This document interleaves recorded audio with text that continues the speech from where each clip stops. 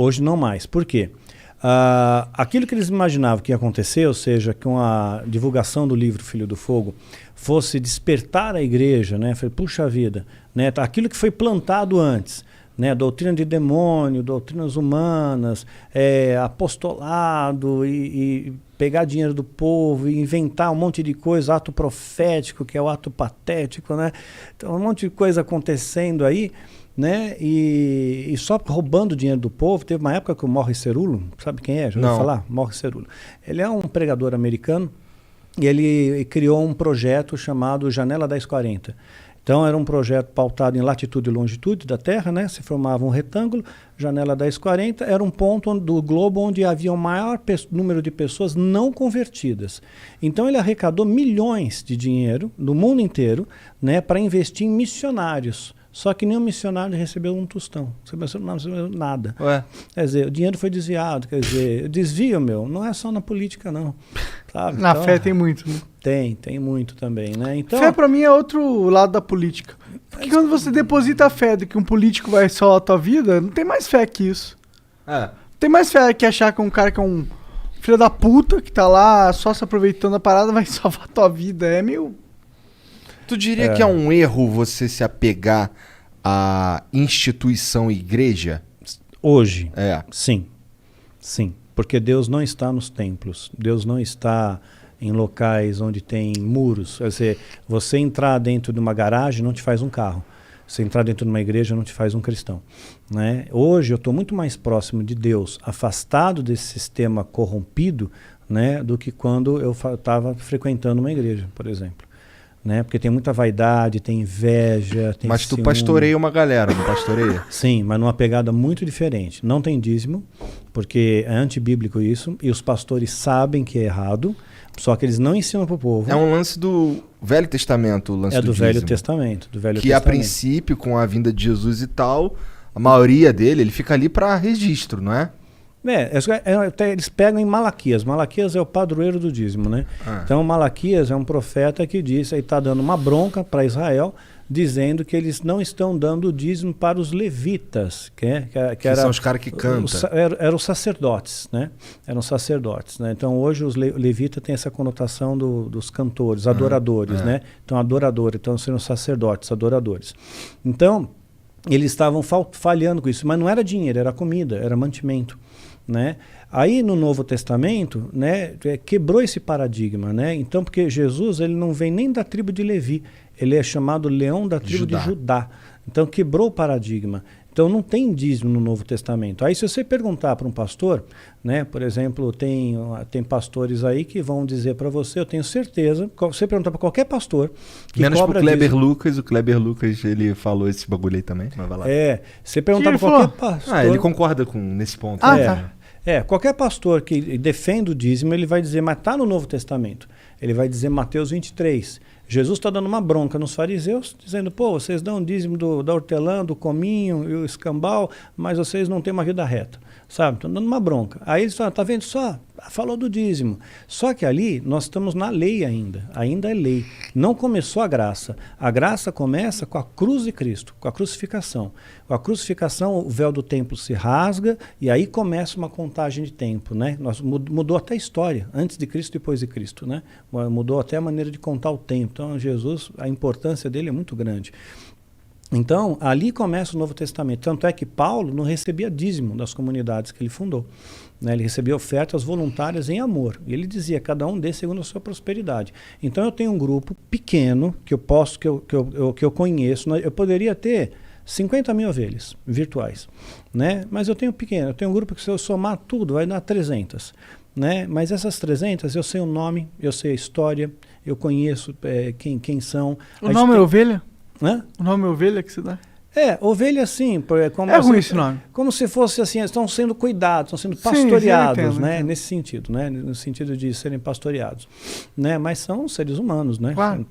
E então nós nos ajudamos um ao outro. Então, se alguém passa necessidade no grupo, né? Então perdeu emprego, né? Não consegue pagar o aluguel. Todo mundo se junta, faz uma vaquinha, a gente vai pagar seu aluguel. A pessoa, poxa, a menina ficou grávida, né? Ela não estava esperando ter o bebê. Todo mundo se reuniu, fez um mega chá de bebê, ela não precisou comprar nada durante 3 anos. Né? Então, a gente procura ter essa questão de se ajudar de verdade. Não apenas orar, porque a oração, orar é falar, mas tem a ação, né? Tem a parte prática também. Então, a gente procura se ajudar. Então, não tem dízimo. A fé sem a obra é morta. É morta, exatamente. Caralho. Então, assim, eles não dão dízimo para mim, né? Não tem dízimo.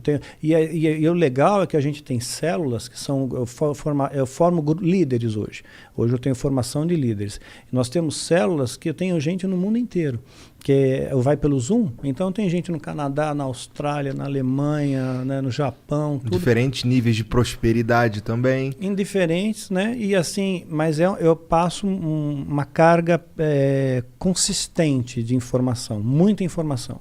Né? Então, são aulas que são dadas, não só por mim, mas por outros líderes do MGL que eu acabei forjando, né, na graça de Deus. O que é MGL? Ministério Guerreiros da Luz. Tá. Né? Então, aí tem outros líderes que me ajudam também, que dão aulas, né? Cada um dá naquilo que fala melhor, então ele dá aula, e esses alunos, eles são cobrados. Essas ovelhas, que são alunos também, são cobrados, né? Porque é tipo um centro de treinamento, quero forjar líderes ali, né? Eu quero pessoas sérias. Então, tem prova, tem avaliação, né? Para ler um livro, quero a resenha do livro, quero ver se você leu mesmo, se você entendeu, né? Então, essa cobrança ela é muito produtiva, porque as pessoas aprendem de verdade. E hoje eles entenderam o que é o amor. Hoje eu não preciso, no começo eu tinha que orquestrar. Fulano está passando dificuldade, vamos ajudar. Não precisa mais. Eles mesmos se resolvem, né? Quando eles sabem, né? Só quando é alguma coisa de um montante muito grande, eles reportam para mim, porque eu sei a história de cada um. E todos têm meu telefone, todos. Então, assim, eu não sou aquele cara inacessível, porque realmente o pastor é o inacessível, né? Você vê lá no altar, longe, você pequenininho, ovelha no banco, né? Então, eu não sou inacessível. Todo mundo tem meu telefone, tem meu celular, pode me ligar a hora que quiser. Eu procuro ajudar sempre. Teve uma hora que tu falou o lance do... que uma dos principais feitiços era de ter a força de um demônio inferior em você, que não é uma possessão, é mais ele te empresta força, talvez. Uma incorporação. Não, assim, a possessão demoníaca, né, ou a canalização, ela é feita por demônios de menor patente, né? Aí pode possuir qualquer um, né? Isso tem registro bíblico para isso, mas não é tão banalizado como a gente vê nas igrejas hoje. Hoje em dia, os Zerivezeira tem demônio na igreja, né? Tem demônio na igreja, demônio dando testemunho, né? Pedindo dízimo e tal. Falando engraçado. Falando errado ainda, né? Imagina, falando errado? O demônio tem milênios de anos, né? Para pensar, domina todos os idiomas do mundo, né? Falar aramaico, hebraico, tudo mais. De repente, demônio, o que você está fazendo nessa vida, demônio? Nós vai fazer ele cair da bicicleta, tropeçar na tauba, bater... Ah, tá. Então, errado mesmo, tá. Então, é assim. Então, não compra, né? Não é demônio. Um demônio analfabeto. Não dá. Não, demônio. Vai ler Caminho Suave. Vai pro Caminho Suave. Não. Tá. Mas e o contrário disso? Acontece? Anjos incorporam? Não. Existe uma seita angelical? Não. Não existe? Não existe. Porque os anjos não vão fazer isso. Não vão fazer isso porque é contrário aos preceitos de Deus. Quem recebe adoração é Deus, não é o anjo. Né? Jamais iriam se colocar. Mas não tem uma seita... Não tem os bonzinhos? Tem os mauzão. Mas tem os bonzinhos? Não, os bonzinhos são aqueles que acreditam em Deus, que seguem os preceitos de Jesus. E eles não são organizados? São um bocado desorganizados, mas tem um remanescente fiel, né? Tem um grupo dentro da igreja que realmente se destaca, que realmente está ali de fé, de vontade. Então, às vezes eu costumo dizer que a pessoa... Na igreja, porra, se eu quiser ir para a igreja, eu só vou ali e entro, né? pra eu entrar na Irmandade é outra pira. É outra pira, você tem que ser chamado, convocado, tudo mais. É um filtro muito mais... É um filtro muito mais bem feito. Rigoroso. Rigoroso. É. Mas hoje a igreja trouxe estratégias do mundo, né? Estratégias carnais para atrair crentes carnais, né? Então pinta a igreja de preto para ficar tipo balada, boate, né? Então isso parece piada, mas tem, né? Tem, então tem festa junina gospel. Para mim parece uns caras querendo atrair a juventude para cobrar dízimo. Mas tá, aquele lance de canalizar o demônio. Então, dá pra você fazer. Dá pra um feiticeiro, um sacerdote, talvez? Um sacerdote já consegue canalizar um demônio, né? Mas ele precisa ter uma linhagem, né? Você tem que ter vindo de uma linhagem, tem que ter uma descendência dos Nefilins. Ah, é? Tem que ter uma descendência, uma linhagem. Como você sabe que isso é do diabo, pô. Como você sabe que você... Como que você descobre? Não, eu não sei. Eles disseram que eu tinha. Ah, não. Mas quem tem? Eles têm uma árvore, como se fosse uma árvore genealógica, né? Então eles têm, mais ou menos como o Mormon faz, acho que é Mormon que faz isso. Ah, tá. Né? Que eles têm uma árvore, eles vão lá desde Adão, eles abrem a árvore e chega até todo mundo que está hoje, dividindo a população. Tu chegou a ver essa árvore lá? Eu cheguei a ver em aula, mas eu não memorizei. Tá, mas tu detalhe. Assim, tipo... os caras do topo lá que originaram essa porra aí era quem? Era Adão e Eva também? Não. Em Gênesis capítulo 6, diz que vem dos filhos de Deus, que as filhas dos homens eram formosas, tomaram para si mulheres as que mais lhe agradaram. Né? Então, filhos de Deus, anjos. Viram que as filhas dos homens, terrenos, né? Possuíram essas mulheres, tiveram relações sexuais com essas mulheres. Né? E aí, através dessas relações sexuais, nasceram gigantes, homens de grande renome na antiguidade, né? Que a Bíblia fala. Né? Por exemplo, o próprio gigante Golias, que enfrentou Davi, tinha 2,75 metros de altura. Então ele era um gigante. Né? E ele não era uma pessoa que tinha doença gigantismo, porque só a armadura dele pesava 80 quilos. Né? Então ele era um cara forte, era um guerreiro imbatível. Né? Então você tem que ter uma descendência desses Néfilins, né? Que Néfilim vem de queda, de Nef, queda. Então, dessa fusão genética, que continua acontecendo até hoje. Tem rituais da alta magia, rituais de magia sexual, que acabam gerando pessoas com uma genética diferenciada. Né? Não que você perceba mais, não mais em altura, como era antes. Foi aperfeiçoando isso com o tempo, né? Então, mas elas têm uma genética diferenciada. Os demônios que transam? Agora eu vou te explicar o detalhe. Eles não têm o poder de se multiplicar. Porque se o demônio tivesse o poder de se multiplicar, seria o fim da picada. Né? A gente estaria lascado, teria demônio pra caramba por aí, né? O que a gente vai fazer hoje à tarde, né? Não sei. Vamos multiplicar demônio aí na humanidade. Vamos dar uma demonizada aí, né? Pois é. Então, na verdade, o que acontece? A explicação que eles davam é o seguinte. No ritual, isso é só dentro de um ritual, não pode acontecer em qualquer lugar. Né? É feito só em contexto ritualístico. Já ouviu falar de súcubus e íncubos? Já. Já. Tem no Ragnarok. Tem? Do jogo? Súcubus é um demônio feminino muito atraente. Sedução. O Incubus também um pouco. Só que masculino. Masculino, isso mesmo. Então, o demônio ele pode se materializar.